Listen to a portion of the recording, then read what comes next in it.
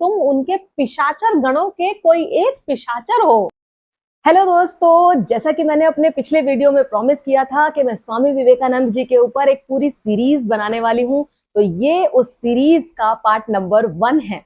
दोस्तों, मैं पूरी कोशिश करूंगी कि स्वामी जी के जीवन की छोटी से छोटी घटना पर मैं प्रकाश डाल सकूं और उनके जीवन चरित्र से हम क्या-क्या सीख सकते हैं, मैं इसको कवर करने की कोशिश करूंगी। दोस्तों, वीडियो शुरू करने से पहले आप सभी के लाइक्स और कमेंट्स के लिए थैंक यू, और मैं आशा करती हूं कि आप सभी मेरे साथ इसी तरीके से जुड़े रहेंगे। अगर आप वीडियो पे नए हैं तो प्लीज सब्सक्राइब करना ना भूलें। तो चलिए दोस्तों, जानते हैं एक महान व्यक्तित्व के बारे में।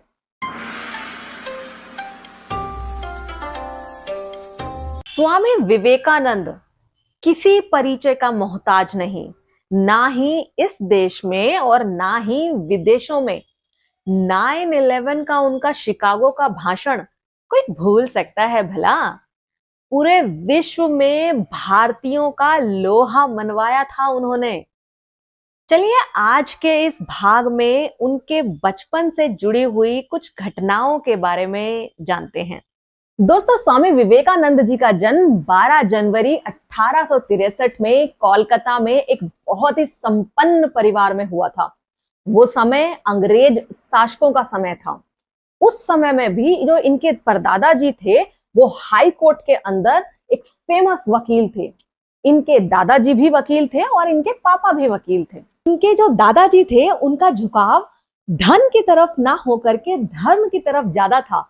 उन्होंने मात्र 25 वर्ष की उम्र में ही विवेकानंद जी के पिताजी विश्वनाथ जी को उनकी माता जी के साथ सौंप करके और खुद संन्यास लेने के लिए चले गए थे। दोस्तों, उनके जो पिताजी थे वो सर्व धर्म को मानने वाले व्यक्ति थे और उनको शास्त्र चर्चा करना बहुत अच्छा लगता था। अध्ययन करना उनको बहुत ज्यादा पसंद था। वहीं उनकी माताजी जो थी भुवनेश्वरी देवी, वो बहुत ही धार्मिक, पूजा पाठ करने वाली, रीति रिवाजों को मानने वाली महिला थी। दोस्तों, मैं आपको ये सब क्यों बता रही हूँ? क्योंकि स्वामी विवेकानंद जी के परिवार के बारे में जब तक आप पूरा नहीं जानेंगे तब तक आप उनकी पर्सनैलिटी के बारे में जान ही नहीं पाएंगे, और उनके पूरे परिवार का उनके व्यक्तित्व के ऊपर बहुत ही गहरा प्रभाव है। तो दोस्तों, हम समझ सकते हैं नरेंद्र के पास वो तर्क करने की शक्ति कहां से आती है। क्योंकि उनका पूरा परिवार वकालत से जुड़ा हुआ था, तो उनके अंदर जो निपुणता वाली तर्क करने की शक्ति है वो उनके परिवार से ही उनको मिलती है। चलो जानते हैं विवेकानंद जी के बचपन के बारे में। इनका बचपन का नाम नरेंद्र था। इनकी माता इनको प्यार से विले कहती थी। दोस्तों, इनके जो जन्म की कहानी है ना वो भी बहुत इंटरेस्टिंग है। इनकी माता जी भुवनेश्वरी, जिनको इनसे पहले 2 लड़कियां थी, पर उनको बहुत इच्छा थी कि इनको एक बेटा भी हो, तो वो शंकर भगवान की पूजा किया करती थी। एक दिन शंकर भगवान जी उनके सपने में आए और उसके बाद नरेंद्र पैदा हुए। उनका ये पक्का विश्वास था कि भगवान शिव की कृपा से ही नरेंद्र पैदा हुए हैं। लेकिन दोस्तों, जब बचपन में ये नटखट नादानियां करते थे और बहुत ज्यादा माता को परेशान करते थे, तब माता इनकी क्या कहती थी वो सुनिए। दोस्तों, आपको क्या लगता है कि नरेंद्र बचपन में बहुत ही शांत स्वभाव के, चुपचाप रहने वाले और बहुत ही भोले भाले बच्चे थे? नहीं नहीं, ऐसा सोचने की गलती भी मत करिएगा।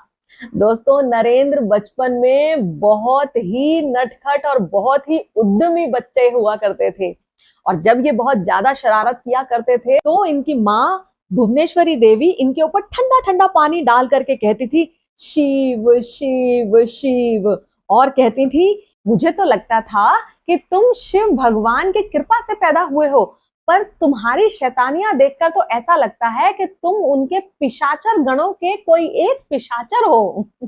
इतना सुनते ही नरेंद्र बहुत हंसते थे। दोस्तों, नरेंद्र एक बहुत ही निडर बच्चे थे। सच बोलना उनको बहुत पसंद था, झूठ उनको बिल्कुल भी बर्दाश्त नहीं था, और उनकी तेज बुद्धि बचपन से ही देखी गई थी। और उनकी जो तर्क करने की शक्ति थी वो भी बचपन से ही नजर आने लगी थी। उनकी बचपन की छोटी छोटी घटनाओं के बारे में हम और जानेंगे अगले भाग में। आज के लिए इतना ही दोस्तों। अगर आपको वीडियो अच्छा लगा हो दोस्तों तो प्लीज लाइक, शेयर और सब्सक्राइब जरूर कीजिए। और अगर आपको इस भाग के अंदर कोई कमी लगी है या आप कुछ और ऐड ऑन करना चाहते हैं तो मुझे कमेंट करके जरूर बताइए दोस्तों। जब तक के लिए स्वस्थ रहिए, मस्त रहिए और जहां से भी ज्ञान मिले अर्जित करते रहिए। वीडियो पूरा देखने के लिए बहुत बहुत थैंक यू दोस्तों।